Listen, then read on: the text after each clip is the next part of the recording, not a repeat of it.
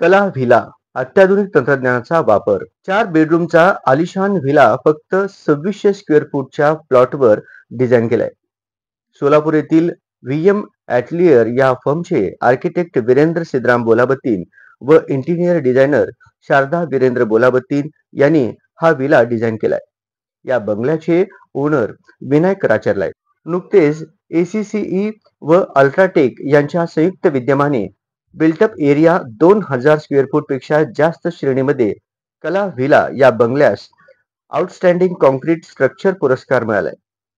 बांधकामाच्या उत्कृष्ट पद्धती, कॉन्क्रीटचा दर्जा, पर्यावरणपूरक बांधकाम, ग्रीन बिल्डिंग, नाविन्यता या निकषावर पुरस्काराची निवड करण्यात आली. कला व्हिला हे स्मार्ट घर आहे, तसेच वास्तुशास्त्रानुसार संरचना केली आहे. कला व्हिलामध्ये double height hall, 14 foot by 24 फूटचे suite bedroom, swimming pool, gym, home theatre, wellness toilet, jacuzzi, steam room अशा विविध सुविधा आहेत. इलेक्ट्रिकल फिटिंग्स अलेक्सा व सिरीवर कार्यान्वित होऊ शकतात. बाहेरील लाईट्स वेळ नियोजित आहेत. गेट स्वयंचलित आहे. हॉलचे पडदे मोटराइज्ड आहेत. व्हिडिओ डोअरचा वापर करण्यात आलाय.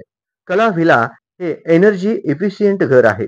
फोटोव्हॉल्टिक सोलरचा वापर करून घर हे एक प्रकारे स्वयंपूर्ण आहे. पावसाचे पाणी साठवून भूगर्भात परत सोडण्यात येते. पाणी वापर नियंत्रण करण्यासाठी शेड्यूलिंग व सेन्सर वापरलेत.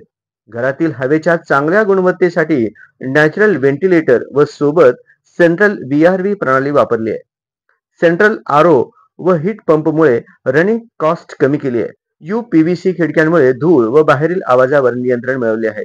येथील इंडोर स्विमिंग पूलमध्ये प्रगत तंत्रज्ञान वापरून अंडर वॉटर नोझल बसवले आहे, जेणेकरून स्विमर जागच्या जागी जास्त वेळ स्विमिंग करू शकतो.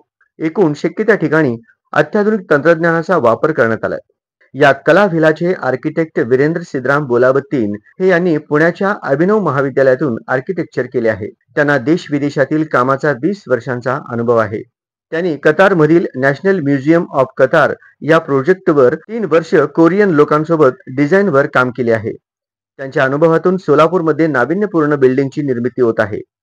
स्मार्ट सोलापूरमध्ये स्मार्ट घरांची निर्मिती या कल्पनेला आता जोर धरू लागलाय.